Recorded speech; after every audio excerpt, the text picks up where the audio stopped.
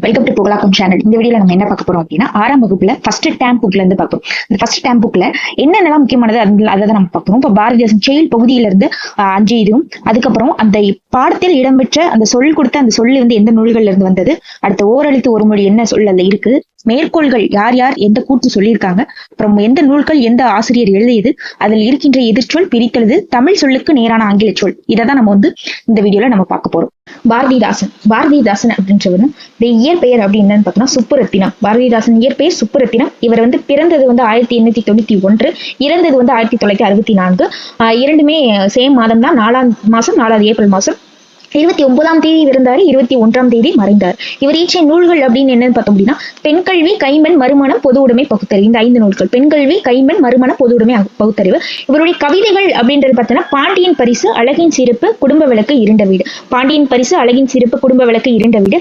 இதுல வந்துட்டு அழகின் சிரிப்பு அப்படின்றதுல எதை பத்தி நம்ம கூறியிருப்பாரு பாரதிதாசன் அப்படின்னு பார்த்தோம்னா, இயற்கையை வந்து வர்ணிச்சு கூறியிருப்பாரு அழகின் சிரிப்புல. குடும்ப விளக்கு அப்படின்னா, குடும்ப விளக்குல நம்மளுடைய கற்ற பெண்களின் சிறப்பை பற்றி கூறியிருப்பாரு. குடும்ப விளக்குல இருண்ட வீடு அப்படின்றது கல்லாத பெண்களின் இழிவை பற்றி கூறியிருப்பார். அதாவது பெண்களுடைய கட்ட சிறப்பினை பற்றி கூறுவது குடும்ப விளக்கு, கல்லாத பெண்களை பற்றி கூறுவது வந்து இருண்ட வீடு, அழகின் சிறப்பு, இயற்கையை பற்றி கூறியிருப்பார். இவருடைய இயற்பெய் சிறப்பு பெயர்கள் அப்படின்றது என்ன அப்படின்னு பார்த்தோம்னா, சிறப்பு பெயர்கள் புரட்சி கவி பாரதிதாசன், பாவேந்தர் பாரதிதாசன். இவர் இயற்றிய நூல்கள் என்ன அப்படின்னா, குயில் என்ற இதழில் வந்துட்டு பணியாற்றியிருக்காரு. இவர் வந்து யாருடைய கவிதையின் மீது கொண்ட பற்றின் காரணமாக சுப்புரத்தினம் என்ற பெயரை பாரதிதாசன் என மாற்றிக்கொண்டார் அப்படின்னு பார்த்தோம்னா, பாரதியாரின் கவிதைகள் மீது கொண்ட பற்றின் காரணமாக தன் பெயரை வந்து பாரதிதாசன் என்று மாற்றிக்கொண்டார். இவருடைய கவிதைகள், இவருடைய நூல்கள் எல்லாம் பார்த்தோம் அப்படின்னா, அதோடைய அடிப்பகுதி எதா இருக்கும், பேஸ் பகுதி எதா இருக்கும் அப்படின்னு பார்த்தோம்னா, புரட்சிகரமான கருத்துக்களை கொண்டுதான் அவர் வந்து அவருடைய நூல்கள் பாடல்கள் எல்லாமே வந்துட்டு படுபொருளாக வந்து அமைஞ்சிருக்கும். இது 6ஆம் வகுப்புல ஃபர்ஸ்ட் அவருடைய இருந்து இன்பத்தமிழ் என்ற செயல் பகுதி கொடுத்திருப்பாங்க. அந்த இன்பத்தமிழ் என்ற செயல் பகுதி பாரதிதாசனால் எழுதப்பட்ட பாரதிதாசன் கவிதைகள் என்ற நூல்ல தமிழ் என்ற தலைப்பின் கீழே வந்துட்டு இன்பத்தமிழ் என்பது இருக்கும். இந்த இன்பத்தமிழ்ல எதை பற்றி சொல்லியிருப்பாரு பாரதிதாசன் அப்படின்னு பார்த்தோம்னா, செந்தமிழுக்கு வந்துட்டு பல பெயர்களை சூட்டி கூறியிருப்பாரு. அந்த பெயர்கள் என்னென்ன அப்படின்னு பார்த்தோம்னா, அமுது, நிலவு, மனம். அமுது, நிலவு, மனம்.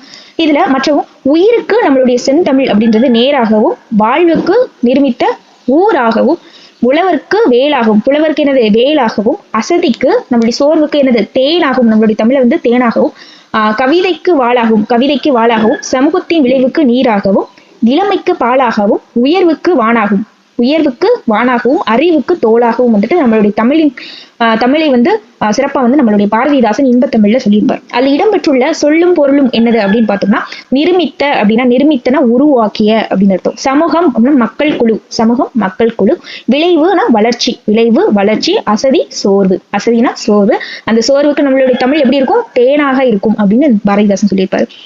அடுத்ததாக பெருஞ்சித்திரனார் பத்தி பார்ப்போம். அந்த பெருஞ்சித்திரனாருடைய இயற்பெயர் அப்படி என்னன்னு பார்த்தோம்னா மாணிக்கம். இவரை வந்து பாவலேறு பெருஞ்சித்திரனார் என்ற சிறப்பு பெயரால சொல்லுவாங்க.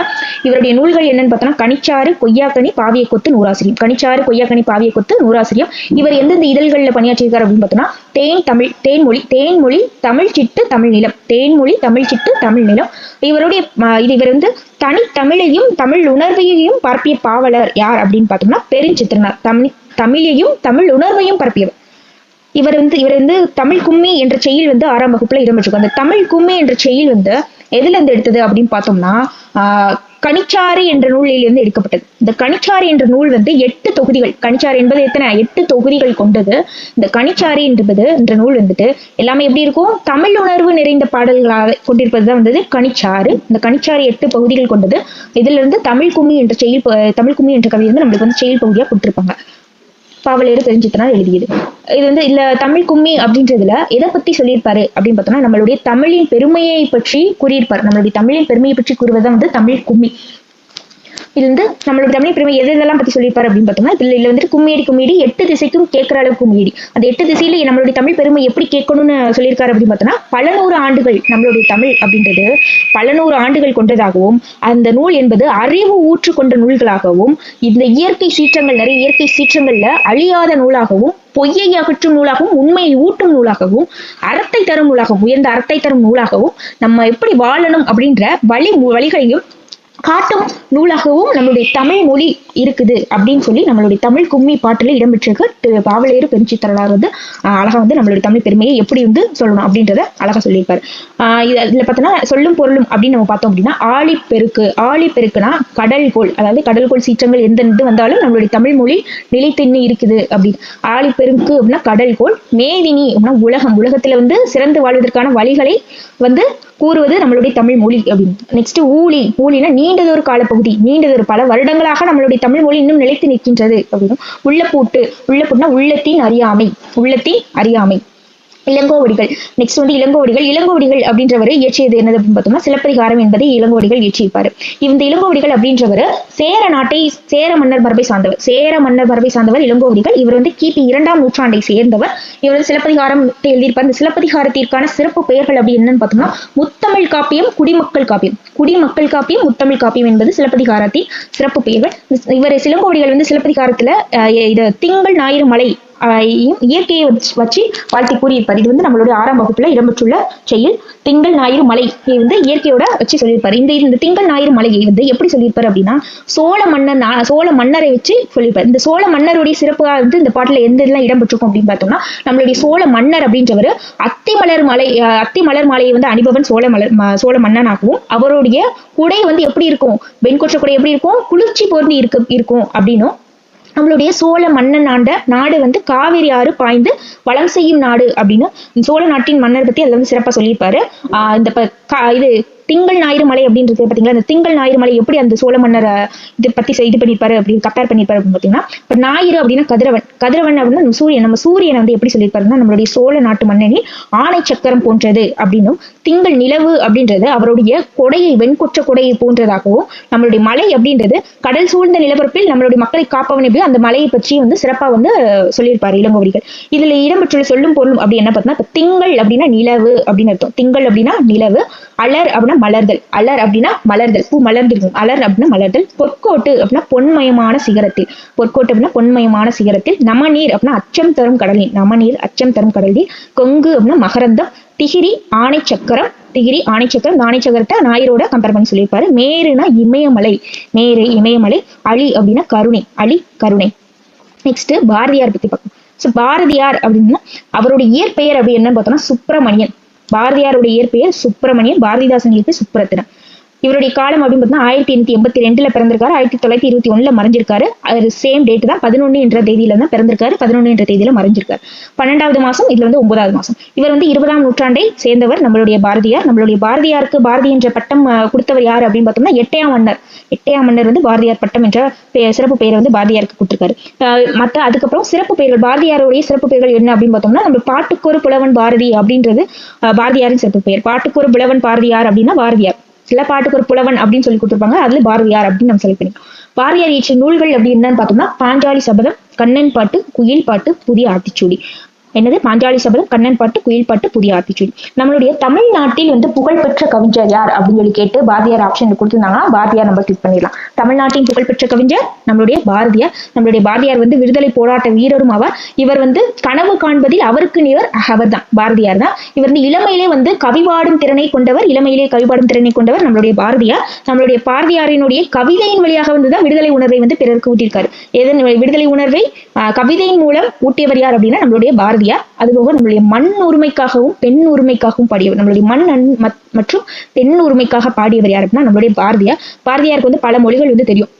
அதுக்கப்புறம் 6ஆம் வகுப்புல இடம்பெற்றுள்ள மேற்கோள்கள், நம்ம பாரதியார் நிறைய மேற்கோள்கள் சொல்லியிருப்பாங்க, உரைநடை பகுதிகளில் நிறைய இருக்கும். அது என்ன அப்படின்னு பார்த்தோம் அப்படின்னா யாமறிந்த மொழிகளிலே தமிழ் மொழி போல் இனிதாவது எங்கு காணும். யாமறிந்த மொழிகளிலேயே எனக்கு நிறைய மொழிகள் தெரிஞ்சாலும் தமிழ் மொழி போல் இனிதாவது எங்கு காணும் அப்படின்றத பாரதியார் சொல்லியிருப்பாரு. என்று பிறந்தவள் என்று, என்னைக்கு தமிழ் மொழி பிறந்தது என்றே தெரியாமல் இருப்பது எங்கள் தாய்மொழி அப்படின்றதையும் சொல்லியிருப்பாரு. என்று பிறந்தவள் என்று உணராத இயல்பினாலாம் எங்கள் தாய். அப்புறம் வானை அளப்போம், கடல் மீனை அளப்போம். வானை அளப்போம், கடல் மீனை அளப்போம். சந்திர மண்டலத்திலும் கண்டுகள் தெளிவோம். சந்தி தெருப்பேர்க்கும் சாத்திரம் கற்போம். நெக்ஸ்ட் காக்கை குருவி எங்கள் சாதி. காக்கை குருவி எங்கள் சாதி. வெள்ளி பனிமலையின் மீது உலாவுவோம். வெள்ளி பனிமலையின் மீது உலாவுவோம். இப்படிப்பட்ட அழகான மேற்கோள்கள் எல்லாம் வந்து உரைநடை பகுதிகளில் இருக்கும். இந்த 6ஆம் வகுப்புல பாரதியார் சொன்ன செயல் பகுதியில கவிதைகள் என்ன அப்படின்னு பார்த்தோம்னா காணி நிலம் அப்படின்ற இது வந்து இடம்பெற்றிருக்கும். இந்த காணி நிலம் அப்படின்றது செயல் பகுதி எந்த நூல்ல இருக்கும் அப்படின்னா பாரதியார் கவிதைகள்ல இடம்பெற்றிருக்கும். பாரதியார் கவிதைகள்ல காணி நிலம் என்பது இடம்பெற்றிருக்கும். இந்த காணி நிலம் எதை பற்றி பாரதியார் கூறியிருப்பார் அப்படின்னா அவருடைய கனவு இல்லத்தை பற்றி கூறியிருப்பார். எதை பற்றி அவருடைய கனவு இல்லம் எப்படி எல்லாம் இருக்கணும் அப்படின்றத பத்தி கூறுவதுதான் காணி நிலம். அது என்னென்னலாம் அவருடைய கனவு இல்லத்துல இருக்கணும் அப்படின்னு கூறியிருப்பாருன்னு பார்த்தோம்னா கொஞ்சம் நிலம் வேண்டும், காணி அளவு நிலம், அதுல வந்து மாடங்கள் கொண்ட மாளிகை, மாடங்கள்ல மாளிகை அடுக்கு வீடு கொண்ட மாளிகைகளும் நல்ல நீரையுடைய கிணறும் தென்னை மரங்களும் முத்து சுடர் போல நில ஒளியும் குயிலின் குரலோசையும் சித்த மகிழ்ந்திட இளந்தென்றல், அதாவது உள்ளம் மகிழ்ந்திட இளம் தென்றல் வேண்டும் என்று அவருடைய வீட்டின் கனவை பற்றி கூறுவது காணி நிலம். இதில் இடம்பெற்றுள்ள சொல்லும் பொருளும் அப்படின்னு பார்த்தோம்னா காணி அப்படின்னா நில அளவை குறிக்கும் சொல். இந்த அளவுக்கு நிலம் வேண்டும், இவ்வளவு அளவு நிலம் வேண்டும் அப்படின்னு 1 ஏக்கர் 2 ஏக்கர் அப்படி சொல்லுவாங்க, அந்த அளவு தான். காணி அப்படின்றது நில அளவை குறிக்கும் சொல். நிலத்துடைய அளவை பற்றி குறிப்பது காணி நிலம். மாடங்கள் அப்படின்னா மாளிகையின் அடுக்குகள். கேணி அப்படின்றது கிணறு. சித்தம் அப்படின்னா உள்ளம். நெக்ஸ்டா வந்து நெல்லை சூமுத்து அறிவியல் ஆத்திச்சூடியை வந்து 6ஆம் வகுப்புல எழுதியிருப்பாரு. அவர் நெல்லை சூமுத்து அப்படின்றவர் எங்கெல்லாம் பணி ஆற்றியிருக்காரு அப்படின்னு பார்த்தோம்னா அறிவியல் அறிஞரா இருந்திருக்காரு, ஒரு கவிஞரா இருந்திருக்காரு. அது போல விக்ரம் சாராபாய் விண்வெளி மையத்திலையும் சதீஸ்வான் விண்வெளி மையத்திலும் இந்திய விண்வெளி மையத்திலையும் வந்துட்டு இவர் வந்து பணியாற்றியிருக்காரு. இவரை வந்து அப்துல் கலாம் அவர்கள் எப்படி சொல்லியிருக்காரு அப்படின்னா தம்மை ஒத்த அலைநீளத்தில் சிந்திப்பவர் யார்? சிந்திப்பவர் நம்முடைய நெல்லை சூமுத்து அவர்கள். இந்த நெல்லை சூமுத்து அவர்கள் வந்து 80க்கும் மேற்பட்ட நூல்களை வந்து எழுதியிருக்காரு. அறிவியல் ஆத்திச்சூடி, இவர் வந்து அறிவியல் ஆத்திச்சூடி. இந்த அறிவியல் ஆத்திச்சூடி என்பது அவர் எழுதிய அறிவியல் ஆத்திச்சூடி நூல் என்ற தலைப்பில் இருக்கிற அறிவியல் ஆத்திச்சூடி தான். இந்த அறிவியல் ஆத்திச்சூடி எப்படி இருக்கும் அப்படின்னா நம்மளுடைய உயிர் எழுத்துக்களான ஆ முதல் அவ்வரை இருக்கின்ற உயிர் எழுத்துக்கள்ல அகர வரிசையில நம்மளுடைய அறிவியல் பத்தி அழகா பாடல்கள் எழுதியிருப்பார். பாடல்கள் என்ன அப்படின்னு பார்த்தோம்னா அறிவியல் சிந்தனைக்குள் ஆய்வில் மூழ்கு, இயற்றவரை புரிந்துகொள், ஈடுபாட்டுடன் அணுகு, உண்மை கண்டறி ஊக்கம் வெற்றிதம். அறிவியலே சிந்தனை இருந்து அதிலே மூழ்கி அந்த அறிவியல் எப்படி என்ன இதுன்னு நம்ம புரிஞ்சு அதை அணுகி அதுல எப்படி போனா எப்படி இதுன்னு உண்மையை கண்டறிஞ்சு அந்த ஊக்கம் வந்து வெற்றி தரும். லாஸ்ட் என்றும் அறிவியலை வெல்லும் ஏன் என்று கேள். எதுக்காக அறிவியலை வெல்லும் அப்படின்னா ஐயம் தெளிந்து சொல், ஒருமித்து செயல்படு, ஓய்வுற ஒளி, அவுடதமாம் அனுபவம் அப்படின்னு சொல்லியிருப்பார். இதில் இடம்பெற்றுள்ள சொல்லும் பொருளும் அப்படின்னு என்ன பார்த்தோம்னா இயன்றவரை அப்படின்னா முடிந்தவரை, ஒருமித்து அப்படின்னா ஒன்றுபட்டு, ஔடதம் அப்படின்னா மருந்து. இதுல சர் சி வி ராமனை பற்றி வந்து சொல்லியிருப்பாங்க. சர் சி வி ராமன் அப்படின்றது 1928 பிப்ரவரி 28ஆம் நாள் அன்று ராமன் விளைவு அப்படின்ற ஒண்ணு பத்தி சொல்லியிருப்பாரு. அந்த ராமன் விளைவு அப்படின்றது என்னன்னு பார்த்தோம்னா கடல் நீர் வந்து ஏன் நீளமாக இருக்குது அப்படின்றத பத்தி ஒரு ஆய்வு செஞ்சிருப்பாரு. அதுதான் ராமன் விளைவு. இந்த ராமன் விளைவுக்காக நம்மளுடைய இந்தியாவில வந்துட்டு முதல் நோபல் பரிசு பெற்றவர் சர் சி வி ராமன். எதற்காக பெற்றார் அப்படின்னா ராமன் விளைவை பற்றி பெற்ற. அந்த ராமன் விளைவு என்ன அப்படின்னு பார்த்தோம்னா கடல் நீர் ஏன் நீல நேரமாக இருக்கின்றது அப்படின்றது. இது பொறுத்தே வந்து பிப்ரவரி 28ஆம் தேதி வந்து நம்மளுடைய தேசிய அறிவியல் நாளாக வந்துட்டு செலிப்ரேட் பண்றோம். நம்ம தேசிய அறிவியல் நாள் பிப்ரவரி 28. அதுக்கப்புறம் ஒரு சொல் வந்து எந்த நூல்கள்ல இடம்பெற்றிருக்கு, நெக்ஸ்ட் ஒரு சொல் எந்தெந்த நூல்கள்ல இடம்பெற்றிருக்கு அதை பத்தி தான் பார்க்க போறோம். ஃபர்ஸ்ட் நம்மளுடைய தமிழ் அப்படின்ற சொல் வந்து எந்த இடத்துல இடம்பெற்றிருக்கு அப்படின்னா தொல்காப்பியம் என்ற, அதாவது மிகவும் தொன்மையான பழமையான நூல் என்னது அப்படின்னு நம்ம கேட்டோம்னா தொல்காப்பியம் அப்படின்னு சொல்லுவோம். ஸோ அந்த தொல்காப்பியம் அப்படின்ற நூல்ல தான் நம்மளுடைய தமிழ் சொல் அப்படின்றது இடம்பெற்றிருக்கு. நெக்ஸ்ட் தமிழ்நாடு அப்படின்றது சிலப்பதிகாரம் வஞ்சி காண்டம். நம்ம இருக்கின்ற தமிழ்நாடு என்ற மாநிலம் சிலப்பதிகாரம் வஞ்சி காண்டம் அப்படின்றதுல இடம்பெற்றிருக்கு. நம்மளுடைய தமிழன் என்ற இருந்த அப்பர் தேவாரம் என்ற நூலில் இருக்கின்ற திருத்தாண்டகம் என்ற இடத்துல வந்து என்ற இதுல வந்துட்டு நம்மளுடைய தமிழன் என்ற சொல் வந்து இடம்பெற்றிருக்கு. நெக்ஸ்ட் வந்து 8 தொகை நூல்களான அதுல வந்துட்டு நற்றிணை குறுந்தொகை பதிற்று பெற்ற அகநானூறு. இந்த 4 என்னது நற்றிணை குறுந்தொகை பதிற்று பெற்ற அகநானூறு. இந்த 4 இதுலயும் வந்து என்னென்ன சொல்கள் சொல்லியிருக்காங்க அப்படின்னு நம்ம பார்த்தோம்னா ஃபர்ஸ்ட் நற்றிணை அப்படின்னு பார்க்கும்போது உழவர் என்ற சொல் வந்து நற்றிணையில இடம்பெற்றிருக்கு. உழவர் என்பது நற்றிணையில இடம்பெற்றிருக்கு. நெக்ஸ்ட் முதலை மீன் செய் பாம்பு என்பது குறுந்தொகையிலையும், வெள்ளம் என்பது பதிற்று பத்திலையும், கோடை என்பது அகநானூறு என்பதிலையும் இடம்பெற்றிருக்கு. மருந்து கோடை என்பது அகநானூற்றிலும் இடம்பெற்றிருக்கு. மருந்து என்பது திருக்குறளிலும் வந்து இடம்பெற்றிருக்கு. நெக்ஸ்ட் திருக்குறள்ல வந்துட்டு அரசு என்பது திருக்குறள் இடம்பெற்றிருக்கு. நெக்ஸ்ட் வேளாண்மை அப்படின்றது கலித்தொகையிலும் திருக்குறளையும் இடம்பெற்றிருக்கு. அடுத்து வரதெல்லாம் வந்துட்டு தொல்காப்பியத்துல வந்துட்டு இடம்பெற்றிருக்கும். இன்னைக்கு திருக்குறளையும் கொஞ்சம் இடம்பெற்றிருக்கும். அப்படின்னா இப்ப மகிழ்ச்சி, அன்பு, ஒளி, உயர், உலகம், இது எல்லாமே வந்து என்னது ஃபர்ஸ்ட் வந்து மகிழ்ச்சி, அன்பு, ஒளி, உயிர், இந்த 4மே தொல்காப்பியத்துல இடம்பெற்றிருக்கும். அதுக்கப்புறம் இதுல வந்துட்டு கற்பியல், களவியல், கிளவியாக்கம் அப்படின்ற 3 இதுல இடம்பெற்றிருக்கும். நெக்ஸ்ட் திருக்குறள் உயிர் மற்றும் திருக்குறள் ஒளி மற்றும் திருக்குறள் வரல வராது. அப்புறம் உலகம் என்ற சொல் வந்து தொல்காப்பியத்தில் கிளவியாக்கமும் திருமுருகாற்றுப்படை எக்ஸ்ட்ரா வந்து பார்த்தோம்னா திருமுருகாற்றுப்படையில இடம்பெற்றிருக்கும். ஊர் அப்படின்றது தொல்காப்பியம் அகத்திணை, அதாவது அகம் புறம் வேற்றுமை. இந்த வந்து ஊர் என்பது தொல்காப்பியம் அகத்திணையிலும், செல் என்பது புறத்தினிலையும் தொல்காப்பிய புறத்தினிலையும், புகழ் என்பது தொல்காப்பியம் வேற்றுமையிலும் வந்து இடம்பெற்றிருக்கும். முடி அப்படின்றது தொல்காப்பியம் வினையில முடி என்பது இடம்பெற்றிருக்கும். அதாவது ஊர் செல் புகழ் முடி இந்த நாளும் தொல்காப்பியத்தில் இடம்பெற்றிருக்கு. ஊர் என்பது அகம், செல் என்பது புறம், புகழ் என்பது வேற்றுமை, முடி என்பது வினையியல். பார் என்பது பெரும்பானாற்றுப்படை, இது உலகம் என்பது சிறுமுகாற்றுப்படை. சிறுமுகாற்றுப்படை பெரும் பானாற்றுப்படை அப்படின்னு சிறுமுகாற்றுப்படை உலகம், பெரும் பானாற்றுப்படை பார் என்பது. பார் என்பதுன்னா பார் என்றால் என்ன அப்படின்னு உலகம் அப்படின்னு அர்த்தம். பார் என்பது உலகம் அப்படின்னு. நெக்ஸ்ட் இந்த நூல்கள்லாம் அறிவியல் செய்தியை பற்றி சில நூல்கள்ல இடம்பெற்றிருக்கும். அந்த அறிவியல் செய்தி என்ன அப்படின்னு பார்த்தோம்னா, நம்மளுடைய கடல் நீர் வந்து ஆவியாகி மேகமாகி அப்புறம் மேகம் குளிர்ந்து மழையாக பொழியும் அப்படின்ற அறிவியல் செய்தி வந்து அந்த காலத்துல எந்தெந்த பாட்டுல இடம்பெற்றிருக்கு அப்படின்னு பார்த்தோம்னா, முல்லைப்பாட்டு, பரிபாடல், திருக்குறள், கார்நாற்பது, திருப்பாவை. முல்லைப்பாட்டு, பரிபாடல், திருக்குறள், கார்நாற்பது, திருப்பாவை என்ற நூல்கள்ல வந்து இந்த அறிவியல் செய்திகள் வந்து இடம்பெற்றிருக்கும்.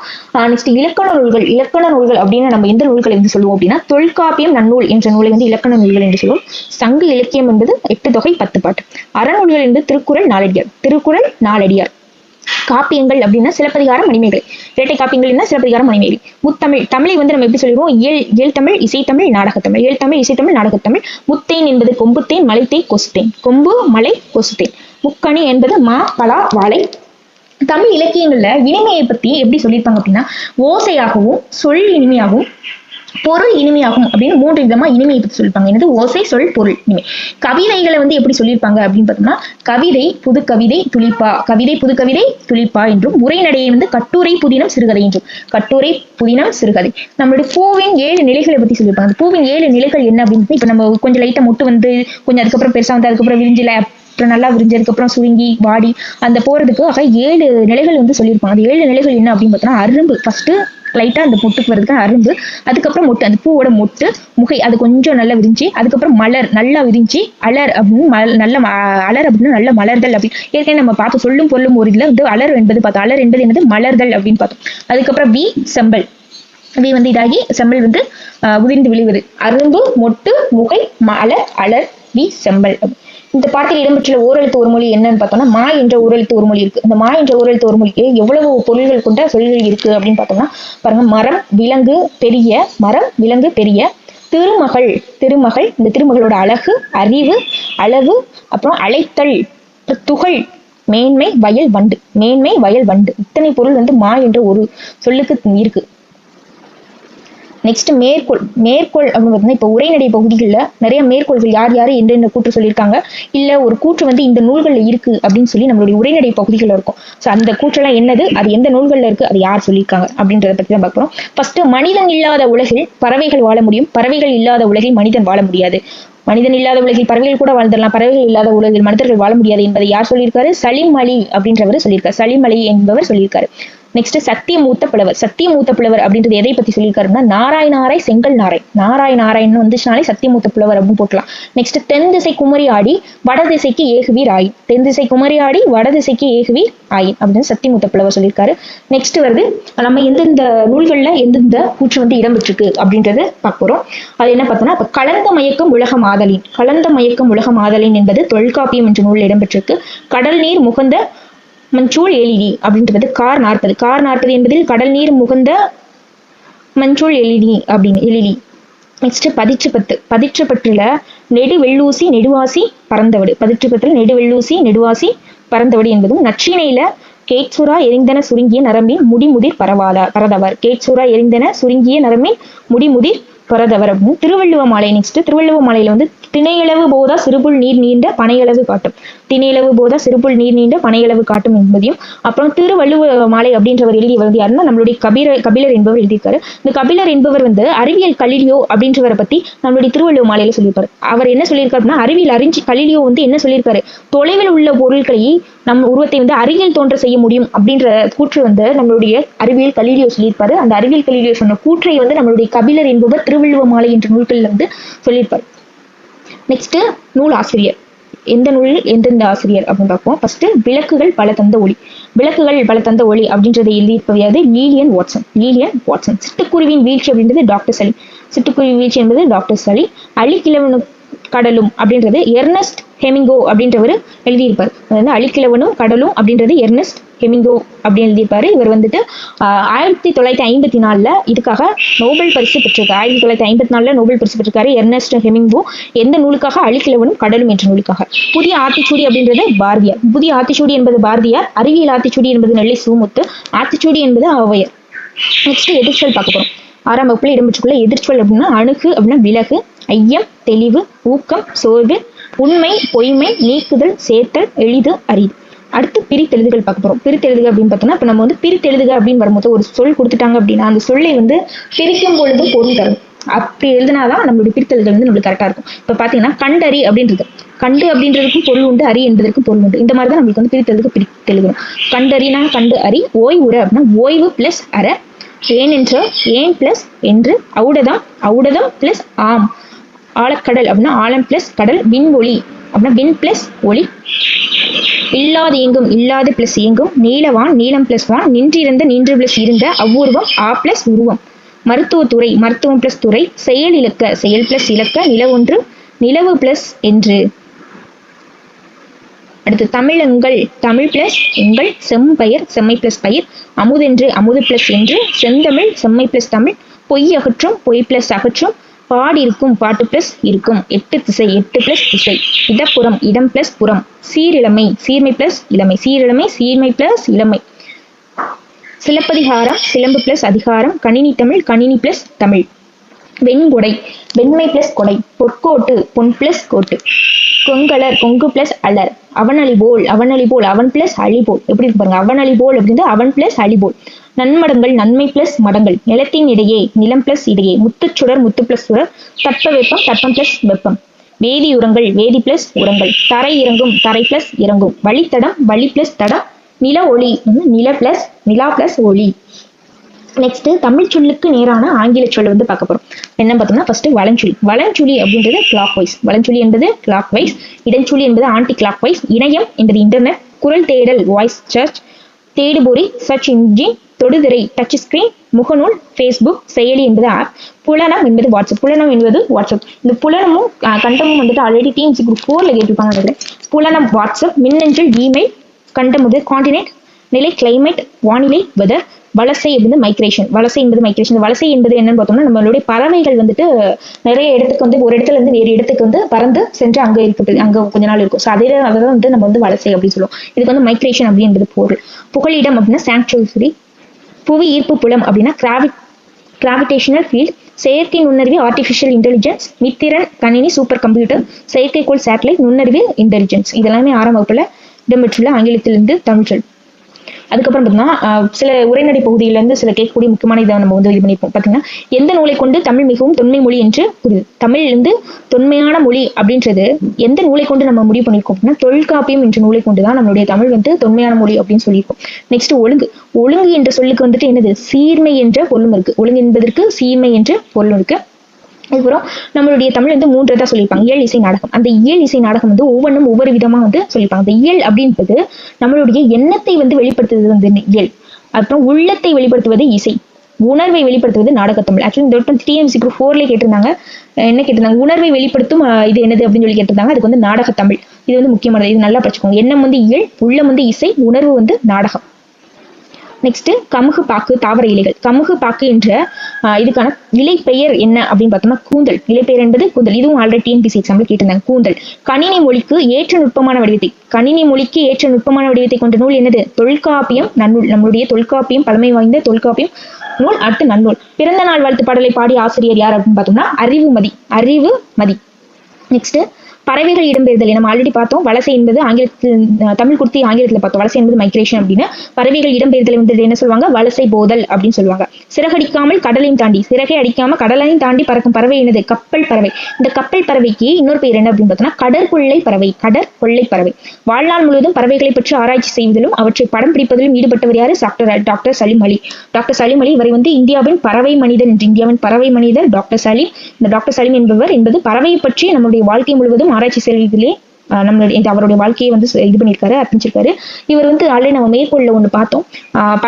மனிதர்கள் இல்லாமல் பறவைகள் வாழ்ந்திடலாம், பறவைகள் இல்லாமல் மனிதர்கள் வாழ முடியாது என்பதையும் வந்து இந்த டாக்டர் சலீம் அவர்கள் வந்து சொல்லியிருப்பாங்க. ஆல்ரெடி மேல வந்து மேற்கோள்களில் பார்த்துப்போம். அடுத்து எக்காலத்துக்கும் பொருந்தும், எந்த காலமானாலும் வாழ்க்கைக்கு பொருந்தும் நெறிமுறைகளை வந்து வகுத்தவர் யார் அப்படின்னா திருவள்ளுவர். ரோபோ என்ற சொல்லுக்கான பொருள் என்ன அப்படின்னு பார்த்தோம்னா, ரோபோ என்ற சொல்லுக்கான பொருள் அடிமை.